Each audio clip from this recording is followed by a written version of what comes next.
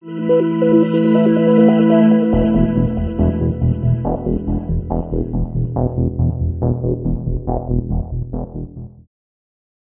everyone, here's my video lesson tutorial on how you can take your incessant and mindless scale noodling and turn it into actual coherent music and soloing. And we're going to be doing this by very deliberately following the chords of the progression. So knowing what the chords are, knowing when those changes are coming up, we can then land on chosen notes or intervals to time up with those chord changes, and this will ground us and our improvs with the chords of the progression. Let's take a look.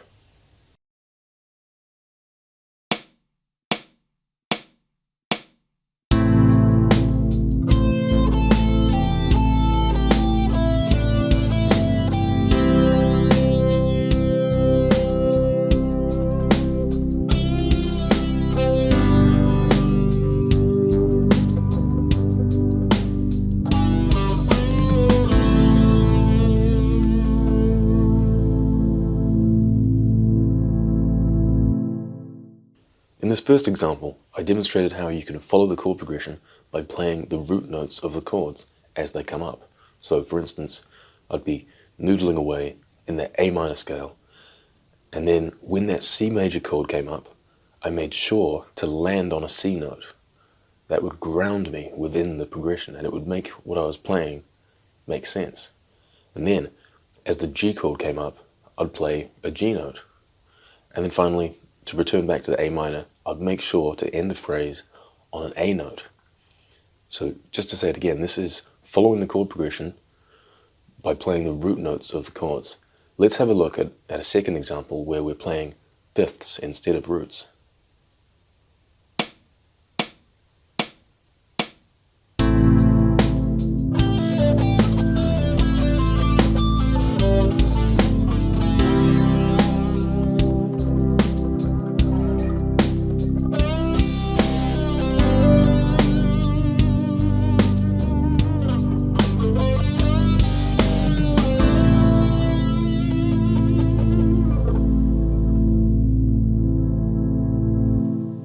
This second example is a little different. Now, we're not going to be playing the root notes of the chords, we're going to be playing the fifths of the chords. When the C major chord comes up, we'll make sure to land on a G note, because the note G is the fifth interval of C.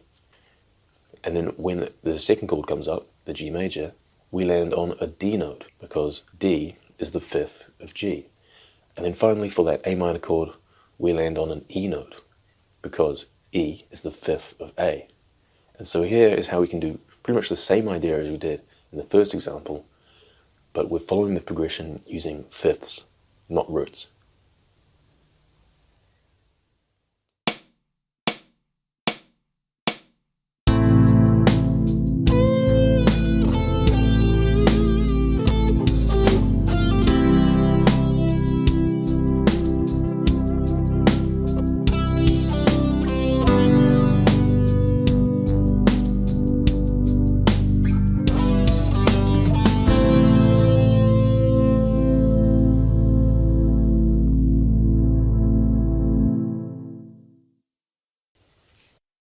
Well, I'm sure you get the idea by now, but let's do a third example just to be sure.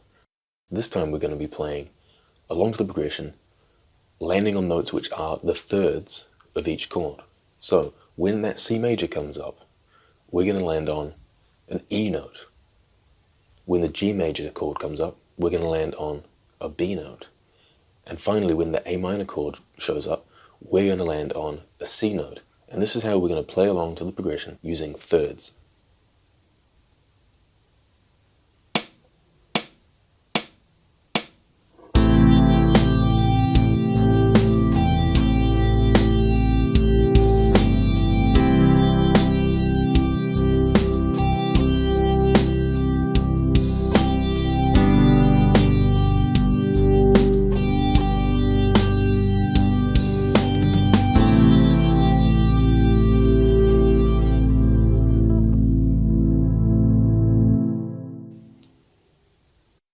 Okay, so first of all, I'm not pranking you, I'm not having you on.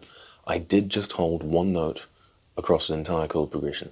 And I'd never normally do this. You should never normally do this. It's a very weird thing to do, and people will probably hate you for it. But what I'm doing here is I'm trying to prove a point. I'm trying to illustrate the point that you can hold a note across an entire chord progression and get different sound results, different feeling results. Because I was holding a G note across these different chords. So we started on A minor, and a G to A minor is a flat seventh. And when you play a flat seventh over a minor chord, you get a minor 7 type sound. So that's what was achieved by that. And then as the chord progression changed underneath to the C major, as we know it will, that G is now the fifth of the C major chord. And then as it changes to the G major chord, that G is now the root of the G major chord. So you see how just by holding one note, its value seems to change, its feeling seems to change. So as I said at the beginning of this, you shouldn't play a one-note solo because it's a very strange thing to do.